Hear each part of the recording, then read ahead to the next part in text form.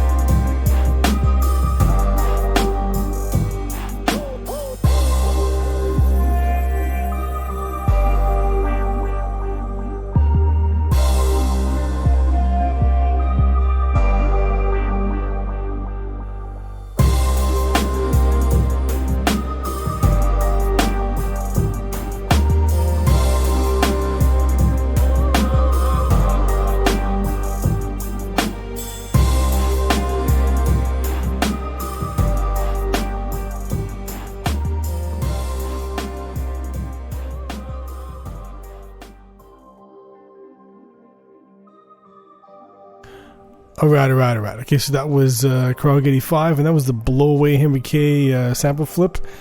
I think I remember that. But anyway, yeah, so this one's on point. I really like this. I like the way you flipped it. I like the keys. They're really, really smooth.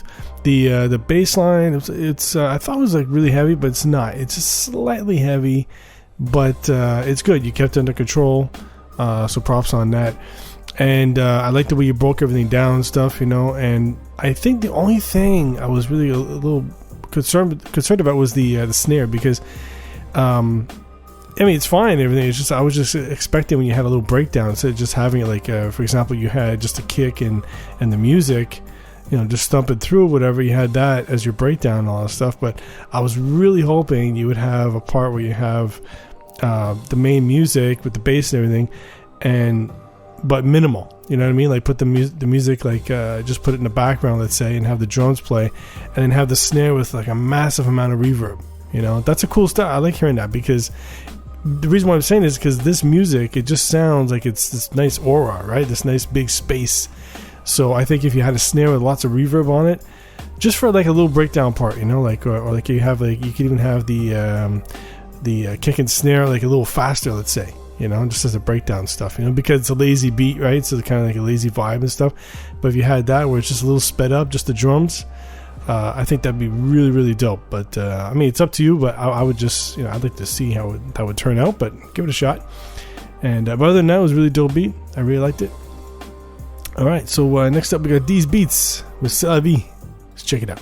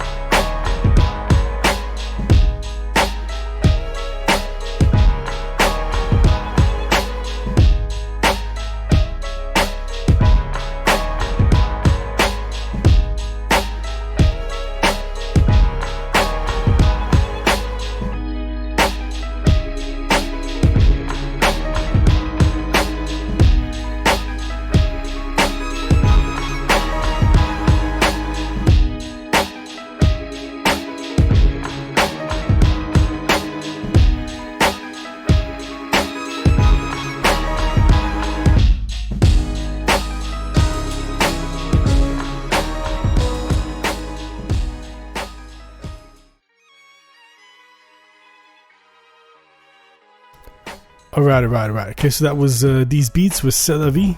All right, so for this one, the melody is really, really nice. Okay, I mean, it's really on point. I love that. I mean, it's just beautiful sounding. You got the piano, the violin, and everything. I like the way it's all put together and everything.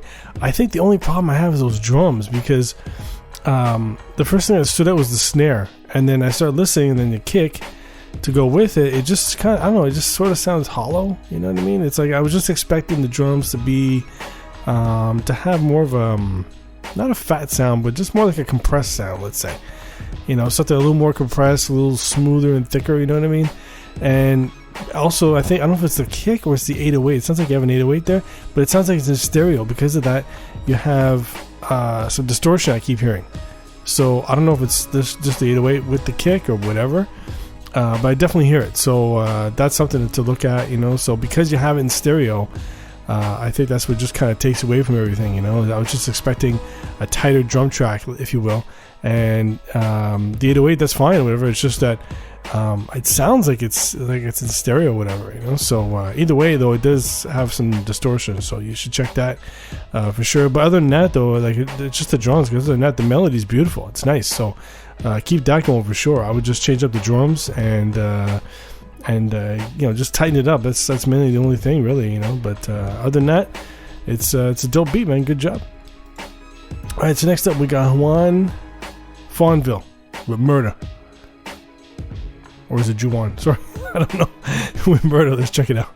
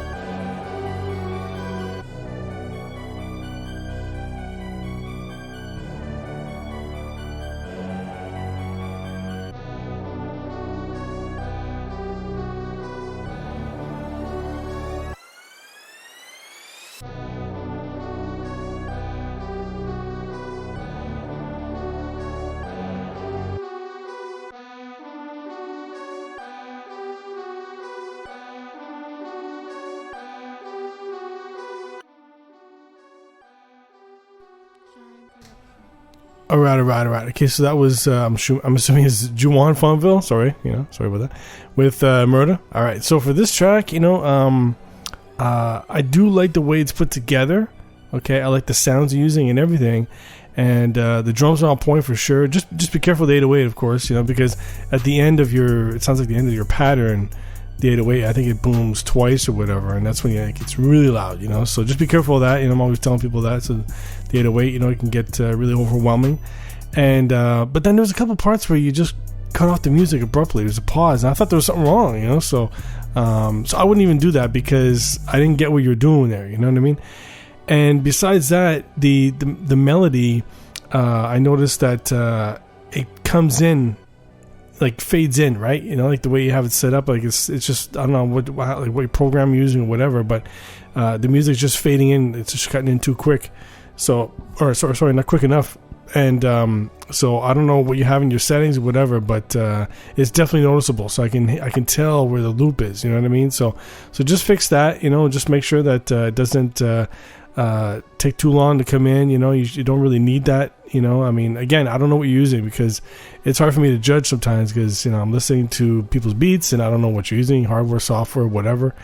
So whatever it is you're using, though, just be aware of that, though. I can definitely hear it cutting in. So that's something you should definitely check out and fix. But other than that, though, the abruptness when you cut it off, like, I don't know. You could do that. It's just that there's ways of doing it, obviously, you know. So, for example, you have the 808 at the end of your pattern there where there was one part where it was, I think it hits twice but the second one it just stops, it just cuts off. And I thought, okay, it just kind of sounds weird, so you could have delayed that out or faded out or whatever, instead of just cutting it off, you know what I mean? So it wouldn't have been so bad, and all that stuff, or had something else play in the background as you just cut it off.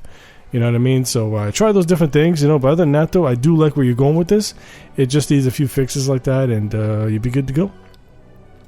All right, so next up, we got On a Calf with Dangerous Eyes. Let's check it out.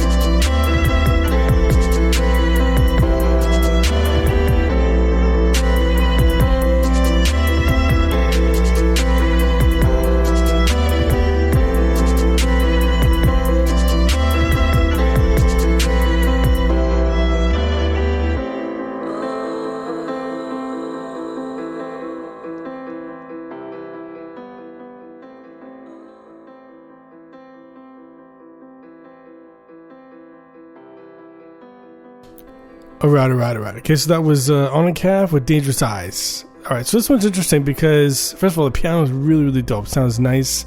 It's a nice loop and everything. The drums are definitely on point. I like the snare with the reverb on it and everything. The vocal snippets are really, really good. I like that. It's just that there's a couple of things. For example, the bass. Okay, like the bass. It's like when I first heard it come in, I was like, okay, it sounds okay. It's a nice tone and everything, but it just sounds like a steady tone that you have going through and stuff. So I would definitely make some kind of pattern with that bass line, something a little different, because it's just like this heavy tone all the way through. But it does sound good though. It does go very well with the piano. Now, as far as the piano, like I said, it's a great loop and everything. It's just that even though you have like a little variation at the end, I think you definitely need some kind of change up for, let's say, for your hook, because I know sometimes you get this. I don't know if it's a sample you're using, but let's say it's a sample you have. It can be hard to just all of a sudden create a different pattern. You know what I mean? It's like you want to change it up, but you're not sure really. So in your case, there's a few ways. For example, you can have the same pattern, but just drop it down and muffle it a bit, so it's kind of like in the background, kind of like a filter or something. And another option is just to make a completely different pattern, or just play a few of those notes. You know what I mean? Like a different pattern, for example, but just play like maybe just like one chord hit, and then have a couple others at the end or whatever. Just like for the verse, for example, just to change it up. Because then when you brought in the violin, I think you had it pan left or whatever. When you brought in the violin, that sounded good, and I think you should stick with that for the verse too, because when you had, I think it sounded like you had the vocal snippet that you were just playing with. You were just playing really fast, for your verse and everything, for your hook, I should say. And it did sound good, okay, at the beginning. It was okay, but it just kind of got like a little too repetitive, So I would use that very minimally. Maybe just drop the volume down a bit. I'm not sure. But I don't really think you really need it. I think maybe you just keep it, stick with the violin part, because that sounded really, really good. So just try that or whatever. But as far as the piano pattern, yeah, that's the main thing I would have to say about this. It sounds really good. It's just, it's one of those things, it's like, for example, you look at, Dr. Dre, right? When he came out with, that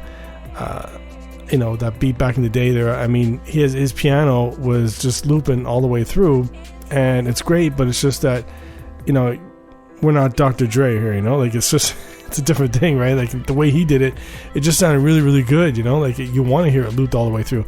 In this case, it's good. It's just that it's just the type of piano it is. It's the tone, right? It's just going to keep getting a little repetitive as it goes and stuff. So anyway, so just try a few different patterns and see how it turns out, and you'll be good to go. All right, so next up we got the last beat. It's Rodas with Oldies. Let's check it out.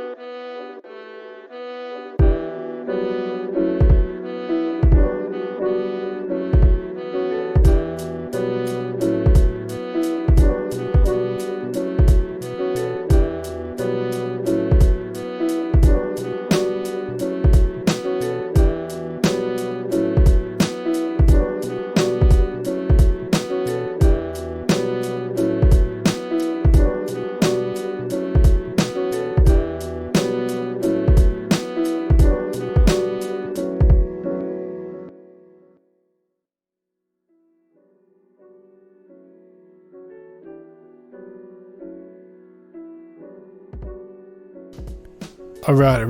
Okay, so that was Rodas with Oldies. All right, so I like this one because, first of all, it's like this boom bap style, right? So I like that. But you got the nice drums and the piano and everything, so it does fit really well and everything. But there's a few things. So, for example, your piano, the first thing I noticed is that it's got this lo-fi sound to it, like it's filtered or whatever.